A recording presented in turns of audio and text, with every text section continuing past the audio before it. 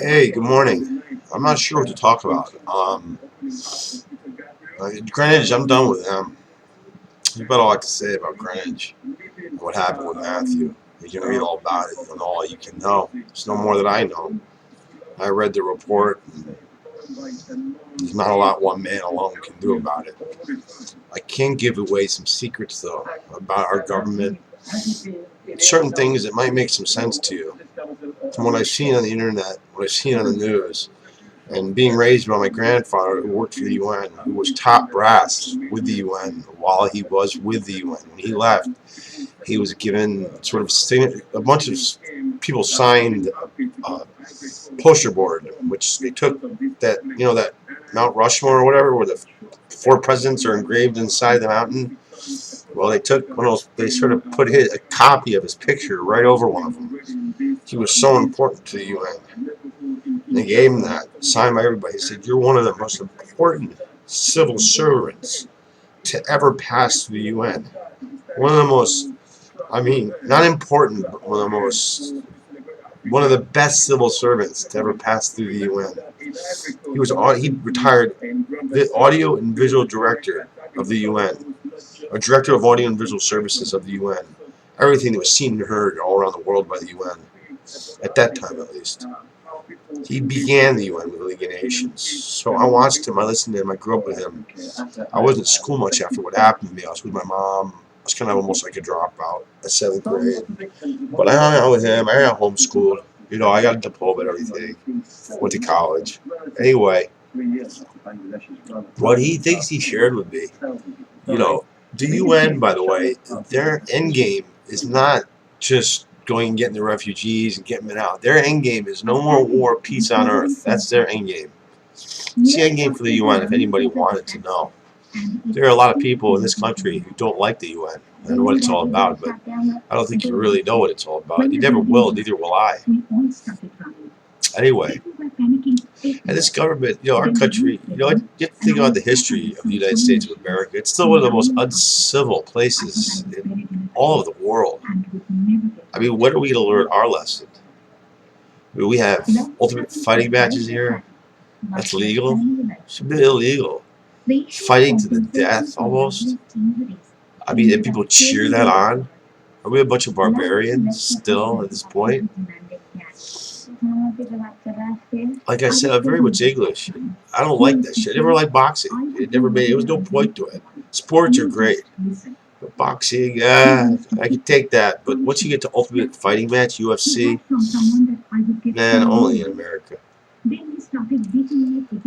There's something going on too with medications and healthcare in this country. I don't know what it is. There's something going on. It's like it's happening in this country, though. I don't know if it's happening around the world, but as far as this country goes, there's too much healthcare. All these pills we take they're synthesizing us. They use artificial flavors and colorings in all our food that they don't need to put in there. They give us all this stuff that we really don't need. They advertise it like crazy on TV. We go, we eat it, we breathe it, we drink it in our water. There are chemicals everywhere. They talk about cigarette smoking as being so evil. Well, if you sit in your car, what's evil are the chemicals in the air around you. If you sit in your car for an hour in traffic, you might as well just smoke a pack of cigarettes. A pack of pollution, whatever's in that pollution. A pack of shit that's in the air. A pack of stuff that's in the air. Whatever's in there. So you go around breathing, just breathing alone. Versus Connecticut. You're breathing in small particles of steel from back in the day when there were steel mills around here. Those particles of steel are still floating around in the air to this day. And they're probably settled into the water and settled into a lot of places where they shouldn't be. In the dirt, places like that. The fine molecules of steel, that is. So that's a little bit about Connecticut, as far as pollution goes. But as far as pollution goes anywhere, you're putting it in you. There's only one way to get it out of you. And here's the secret. It's the rich man's secret. You don't sit in the sauna for any of this reason. Peeing it out and doing it number two, that way again, releasing the food, the stuff that goes in you, that's for food mostly. That's for you digest food in your stomach. You get it out of you. And you get only so much out of you by drinking it out of you or peeing it out of you. Doing it number two out of you. The rich man knows they'll sit in the sauna for an hour, sweat it out. There you go. Once you start sweating, and really start sweating. I mean, once you are sweating all over your head, all down your body starts to sweat, everything, then start counting the time. You get an hour of that inside your car with a heater on. You don't have to be a rich man to belong to a club to be in a sauna. Okay, just sit in your car. A hot summer's day with the windows up, start to sweat. If it's winter, turn the heat on all the way. And just start to sweat inside your car. You could do it.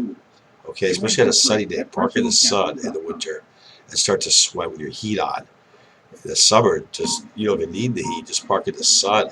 It'll get hot enough your car, so dripping. After you've been dripping for half an hour to an hour, get out. And you'll get all those toxins out of you that are in your system, that are in your muscles, that are in your fat, that are in your everywhere. You sweat it all out of your system from everywhere.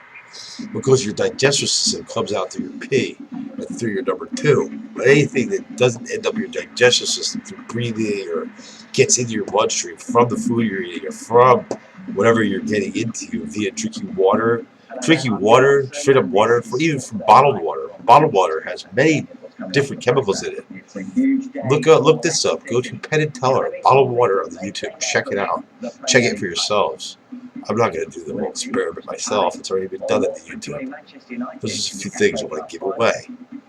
Little secrets along the way that I think of. I should write them down, but I just think of them, things that come to me. But this whole healthcare thing, if you don't have to take a pill like Crestor or Lipitor, if you're 40 years old, don't take that for high cholesterol. No, eat right. Olive oil.